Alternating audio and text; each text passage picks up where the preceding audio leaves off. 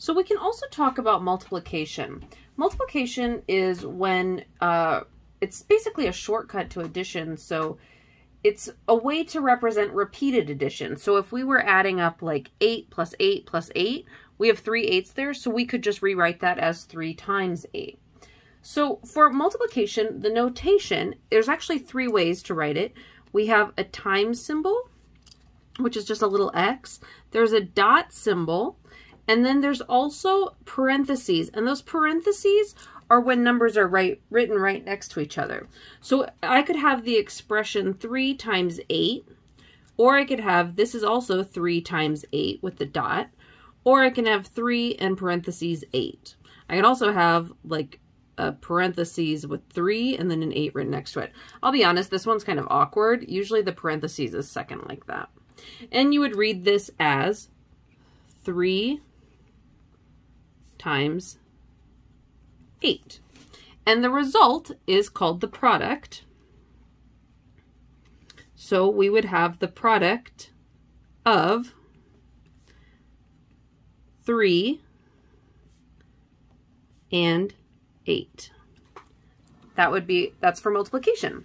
So if we want to translate from math notation to words, we have 7, little x, 6. This would just be 7 times 6.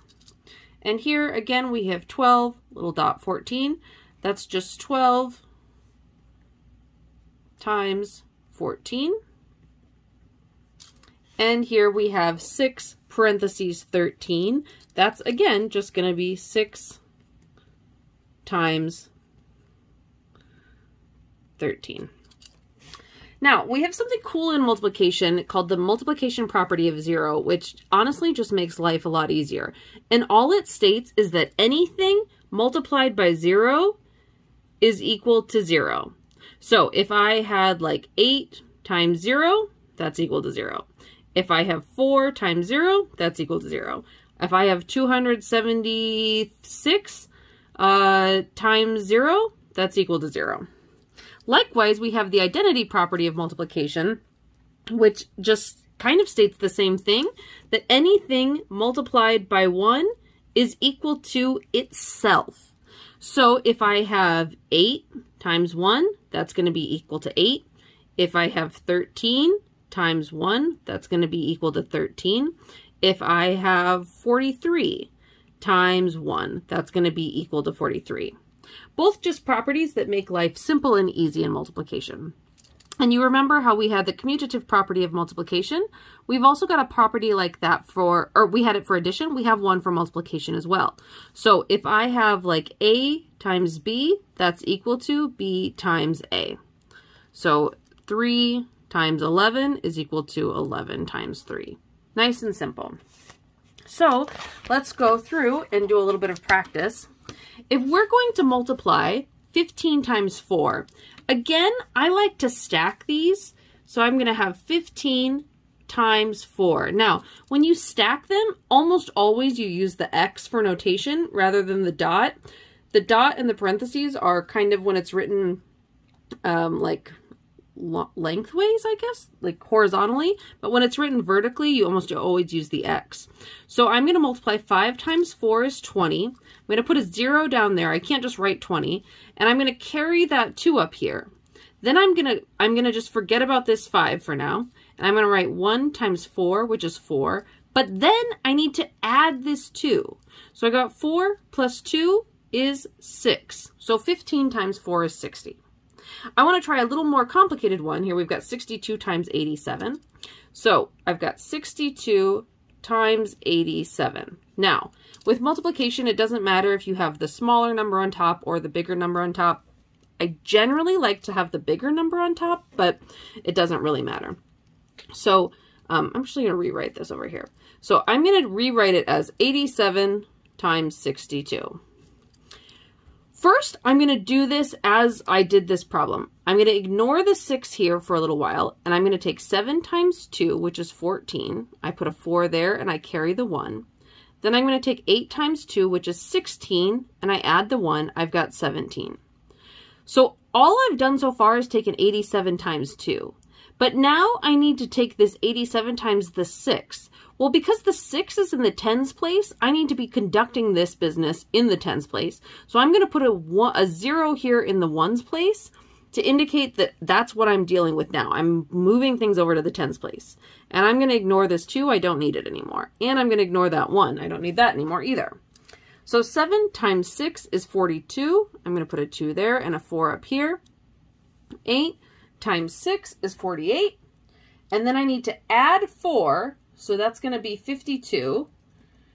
And so 8 times 6, 48, 49, 50, 51, 52. Now, I have these numbers, but what I need to do is add them together. And I just add straight up and down. So I've got 4 plus 0 is 4, 7 plus 2 is 9, 2 plus 1 is 3, 5 plus nothing is 5, and I've got 5,394. You can see how the places actually are so important when we're using multiplication, because without them, we're just going to have a gigantic mess. If we want to translate and simplify the product of 12 and 27, that would just be 12 times 27. I just want to rewrite these. 12 times 27. That's a mess. Or 12 times 27. There, that's a better looking one. Sometimes you might also see twice, something like this, twice 211. That's going to mean that we're going to have 211 2 times. So that's going to be 211 times 2, or 2 times 211, something like that. That's what that means. Finally, I want to talk about division. Division is kind of a partner to multiplication. The notation is going to be written 3 different ways, just like multiplications. We've got a division symbol that you might be familiar with. We've got the kind of like as if it were fractions. You might have a little bit of familiarity with fractions, where it would be written as like A over B. We also have where things could be written like another fraction symbol is like this, A slash B, or you would have A divided by B, okay? So if I was going to write like 12 divided by 4, I would have this as 12 divided by 4, 12 divided by 4, 12 divided by 4, or 12 divided by 4. All of these are the same. And that reads as I've been saying, 12 divided by 4. And the result in division is called the quotient. So this would be the quotient of 12 and 4.